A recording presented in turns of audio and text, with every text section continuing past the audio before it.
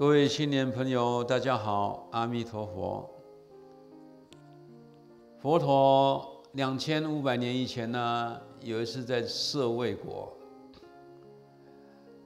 那好有几千人呢来听经闻法，听佛陀讲开示了。结果法会结束的时候，大家都回家了，有一个人留下来了。他最后要走的时候，他说：“佛陀啊，你这个弟子这么多，根性千差万别，很奇怪啊！我们听的大家都听得很高兴，每一个人都很欢喜的，好像都是对他说话啊。你这是怎么说的呢？”他说：“哎呀，那众生的根器。”自然就随着我的音声去受用。佛陀说：“那你养这么多的马啊，几百只的马，那你这么多的马，你怎么去分类呢？”他说：“我的马分成4类。第一个是最好的马，这个鞭子啊不用打，只要举起来。”这个马看到鞭呢，它就跑了，不用打，这是最好的马，上选的马。那么第二种马呢，你必须轻轻的打它一下呢，它就会跑得很快，啊，这是第二种马。那么第三种马呢，就要用力的、很大力的去打它，它才能够跑，啊，这第三种马。第4种马呢，用这个鞭子打没有用，要用这个锥尖的这个东西呢，去刺它的皮肤，刺到流血了，它稍微动了一下。他说：“我的马就分成4类，啊。”释迦牟尼佛说：“我们的信徒啊，这么多呢，我也把它分成4类。”他说哪4类呢？第一个，他听到哎呀有这个大官啊，或者是这个总统啊，或者是这个皇帝啊，跟他毫无关系的人呢死了，哦，他知道这个消息，某一个大官啊，很有钱的人啊死了，在他觉得这个没有什么嘛，反正人就是要死嘛。那无动于衷。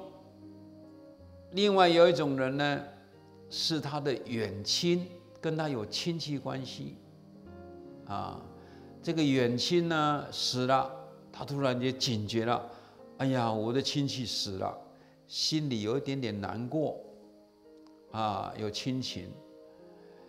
这是第2种。第3种呢？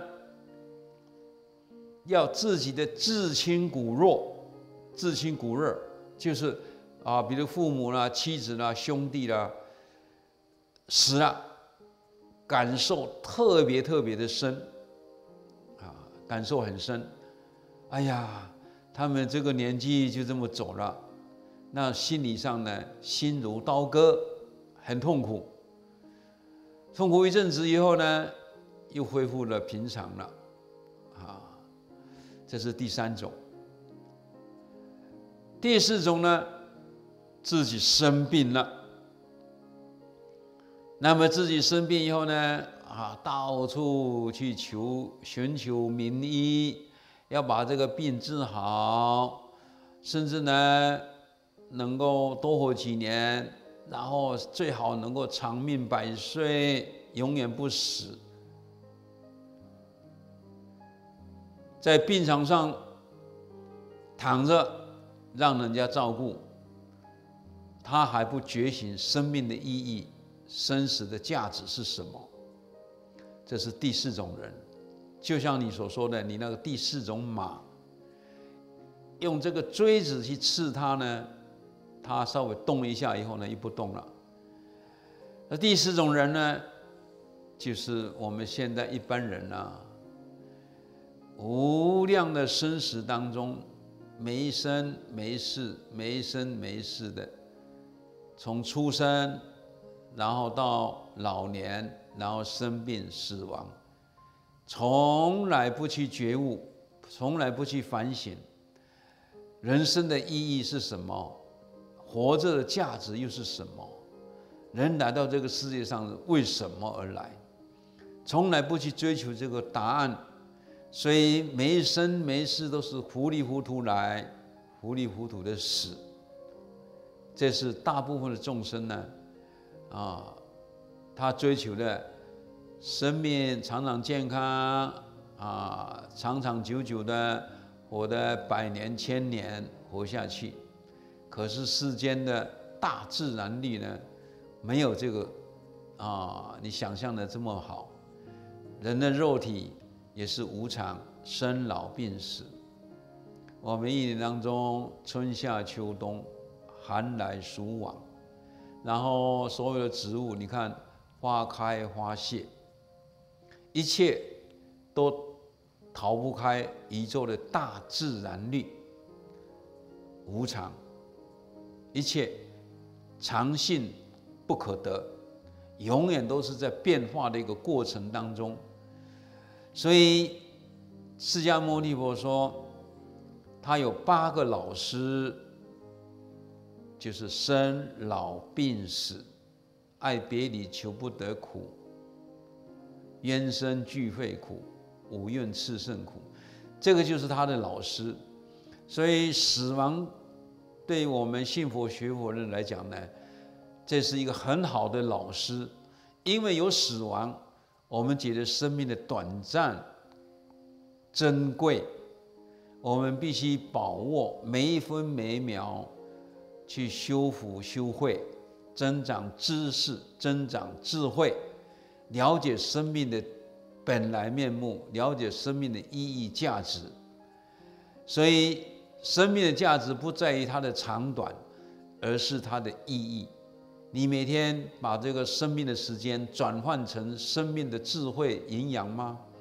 转变成你生命的福德营养吗？所以你每一分每一秒，你都在增长你的福德智慧。你追求学问，追求知识，热心的去帮助这个社会，造桥铺路，布施。那么你的生命就是不断的觉醒过程当中，慢慢的你掌握了生命的这种意义价值了。生命不在于它的长短，而是在它的意义价值。你每一分每一秒是否在增长你的福慧？如果是的话呢，长短不是了，不是问题了。所以信佛学佛的人要了解这个追求生命价值意义，是我们人生的功课呢，最重要一个功课。祝福各位福慧增长，阿弥陀佛。